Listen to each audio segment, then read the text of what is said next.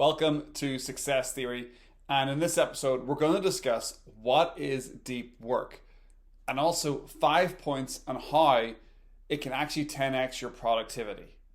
If that sounds like something you're interested in, hit that like button and let's jump into this episode. First of all, what is deep work? Well, Cal Newport, a famous author, actually wrote a book about this called Deep Work, funny enough. And in that book, he really frames this idea of deep work really well. And I grabbed a short quote from him to really set out what deep work is before jumping in and how you can do it. Let's have a look at that quote.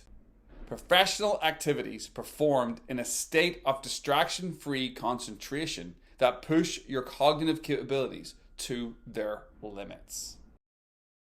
That sounds like a fantastic ability to be able to have in your life. To be able to create these deep work zones or time blocks where you can just get a lot more done because you're free of distraction and your cognitive capabilities are just increased because you're really in the zone with your work. Some people call that flow. I would tend to agree with them, but that is something that we all should be able to do if we use the right types of systems. And that's what I'm going to discuss now. Cal Newport has given us a great framing of what is the definition of deep work. And now, how do we do it? So let's jump into these 5 points about how we can do deep work. Starting off with point 1 here. Distance yourself from social media. Now, that might sound like pretty straightforward advice. And to be honest, it is. But to be able to get any type of work done, we need to start creating these distraction-free zones. And the number one distraction for the majority of us is social media. Yes, you have Netflix and other streaming services like that. Yes, we have gaming, socializing outside in the real world. Yes, all those things are also distractions. But the key one, the easiest one for all of us to get sucked into in this day and age is social media. An example of how I use this idea in my life is for the first hour or so of my morning, maybe even 2, I don't actually go on social media. I get up around about 5 to 6 o'clock each morning, and the first time I'll typically look at a phone or turn on my computer to actually look at any type of social media or email is round about 7 o'clock. So anywhere between an hour, hour and a half to 2 hours after I've got up. I restrict myself from getting sucked into that world straight away because I want to be at my peak performance. I also want to journal a little bit. I want to meditate a little bit. I want to read a little bit. And I don't want to get sucked into somebody else's world super quickly first thing in the morning. So I create little areas of deep work in my life by staying away from social media. And that's not just in the morning. In the afternoon, in the evening, I create zones. Like for instance, I'm shooting this video. All my phones are in airplane mode. Nothing can disturb me. I have created a distraction-free zone to allow me to shoot this little episode. Now, let's move on to the second point of how we can create deep work. Give yourself a strict period of time to spend working. This just isn't great advice for deep work. This is great advice for productivity. Giving yourself a start and an end to any project or work that you're doing. A lot of gurus out there, a lot of project management or productivity gurus will talk about this, giving yourself a set amount of time to focus on a certain task. And then when it's done, you finish that work and you move on to something else. Now, the reason why people do this is we really only have about 30 minutes to 60 minutes to possibly 90 minutes if we've trained ourselves well of focus. But giving yourself a start and a finish to any type of work that you're doing means that you don't end up dragging it out and spending too much time on it and your focus dips or your creativity and your cognitive abilities drop.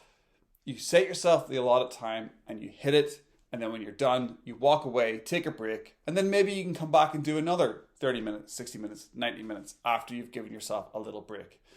I know, for example, where I've used this in my life is I will go on my computer 7ish in the morning and I'll give myself around about 40 minutes to an hour to do all my social media, to check up my email, just to check in on my social media because that's part of my job. Keeping connected to my comments, my notifications, and my sales on my different platforms, that is part of my work. But I know from using social media and I know from not giving myself an allotted time period. That 40 minutes to an hour, if I'm not strict to that, that turns into 2 hours. And it's not great work. It's me just floating around doing busy work, not actually deep work.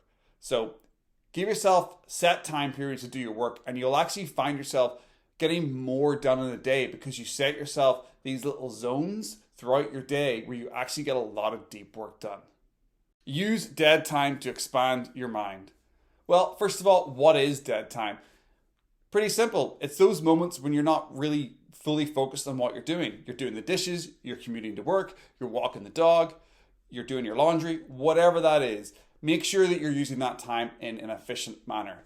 A couple of great things you can do during that time. If you're doing deep work, for instance, if you're trying to learn how to be a better marketer, you're trying to learn how to be a better coach, a better leader, you can always listen to copywriting or marketing podcasts, audiobook on leadership, whatever that is. You can be listening to extra content that can help expand your thinking during those dead times, during those moments when you're not fully engaged. For instance, I typically have a couple of audiobooks on the go for when I'm driving in the car, or a podcast, depending on what's going on in my life.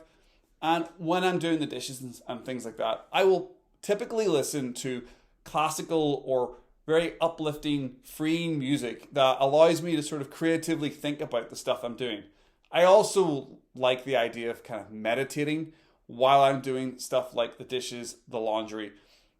I find that being intentional with my breathing during those moments allows me to relax, and sometimes I get great ideas. Like, for instance, when you're in the shower or you're on the toilet, you get a great idea, and that's what we're trying to do with this dead time.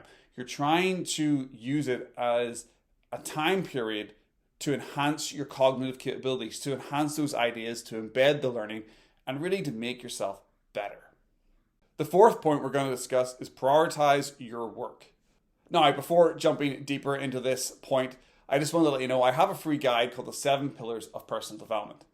And the funny thing is, if you were to actually read that guide and install some of those pillars, you would find it easier to install deep work in your life. So check that out in the description below, click it, download it, and hopefully you'll be able to get into deep work zones quicker.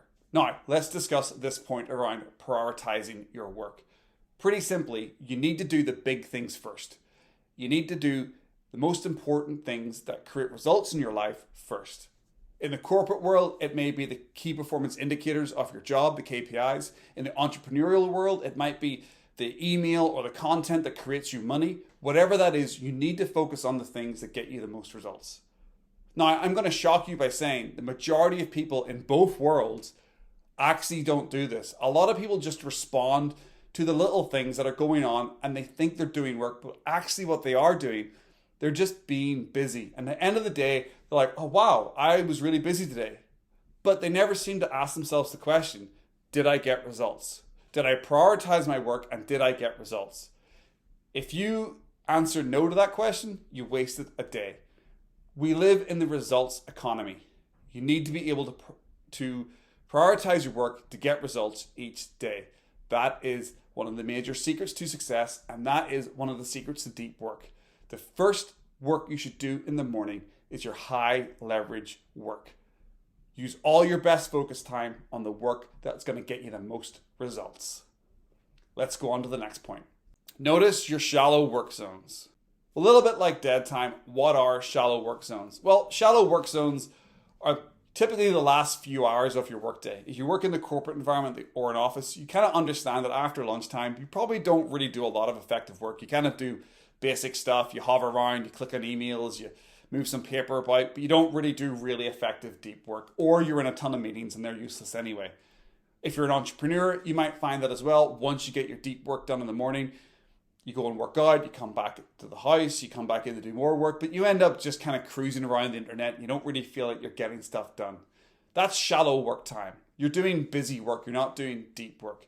And the idea here that Cal Newport actually talks about in his book as well, Deep Work, the idea is actually to try to work out a way to remove those shallow work zones or to reduce them, because we still need those times. We're always going to have shallow work zones. We can't be the Terminator. We can't be just on attack all the time. That's just not how we are. But the idea is that if you always notice just after lunch, you're always in a shallow work zone, find a way to create another deep work zone, whether that's through breathing exercise, whether that's through taking a walk, whether that's through using an app that shuts down your ability to use all your social media. Just find a way to create less shallow work zones, and you'll find yourself getting a hell of a lot more done. Trust me, this really works. I've used it in my own life, and I've noticed the times when my shallow work zones are. It's after lunch and in the evening. The morning times, I can get a ton of work done, but after lunchtime and into the evening, I do struggle a little bit to really get into that deep work. So find ways to not do that. Here are some extra bonus points to help you think about deep work. Doing your deep work at the same time each day can improve output. I know I do my best work between 7 to 9 in the morning, and I have a few other little deep work zones later in the day. But I always try to make sure that at a certain time each day, I am stepping into doing the deep work. So I train my mind and I train my body to think about this is a deep work time. And that is a great strategy that you can use. The next bonus point I want to discuss: track, measure, and improve, and see how long you can go without distractions. When I first tried this, I was really shocked. I thought I had really good focus to start with. And the first time I actually put a timer on to see how long it took me to check my phone or click on Twitter, I think I got about 25 minutes. I was shocked that I was that bad, that I had that weird urge to go and click to check my notifications. But now I've built it up to a bit more, to about 45 minutes to an hour. But I also remove my phone. Going back to point one, I remove things so I don't have the ability to do that. The last bonus point: your diet and content intake will affect your concentration levels. Just like eating junk food, watching crap content will affect your mind. If you're eating really badly, you will find it harder to concentrate. If you're constantly watching really bad content, crap movies, porn, anything like that, just constantly watching really, really crap content like daytime TV shows, the news, CNN, Fox, people just yelling at each other, if that's your diet of content on top of eating crap food, you will find it really hard to do deep work. You need to remove all negative food, you need to remove all negative content, and you will find getting into deep work much easier. Those were 5 key points on how to increase deep work in your life. I hope you found them useful. If you did, please go ahead and hit that subscribe button. Also, don't forget to check out my links below. I have links to my free guide that I mentioned, 7 Pillars of Personal Development. I also have links to other courses and the ability to book a call with me for coaching if you're needing some type of leadership coaching. Thanks very much for joining me all the way through to this part of the video. I really do appreciate it, and hopefully we'll see you in the next one. Make it a good one.